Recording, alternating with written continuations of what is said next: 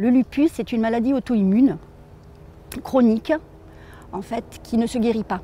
Mon système immunitaire, lorsqu'il se met en marche, en fait, il fabrique des anticorps contre mes propres cellules. Il n'y a pas un lupus, il y a beaucoup de lupus.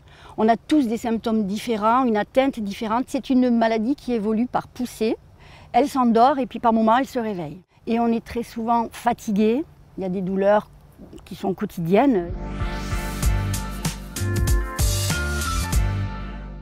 Ça impacte sur la vie professionnelle, sur la vie personnelle, sur toutes les relations que l'on peut avoir avec les gens en fait. Le fait que l'on puisse annuler les rendez-vous que l'on a, voilà, au dernier moment, qu'on n'ait pas toujours envie de faire les choses ou qu'on ne puisse pas les faire. Pour garder un travail, c'est dur.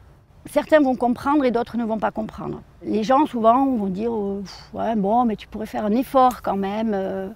Donc on finit par se détacher de beaucoup de gens. Je suis restée plusieurs années avec une atteinte dermatologique, avec des lésions sur la peau. Donc là, le regard de l'autre, ben, évidemment, c'est extrêmement difficile. Donc on se referme sur soi-même, on ne sort pas, ou on évite. Et c'est dur, c'est très dur. L'éducation thérapeutique nous permet de mieux connaître et de comprendre la maladie.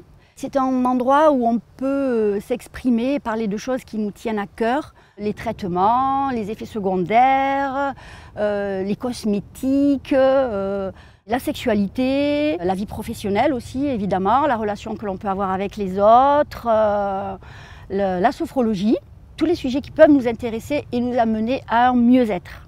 Toujours dans un contexte bienveillant et protecteur.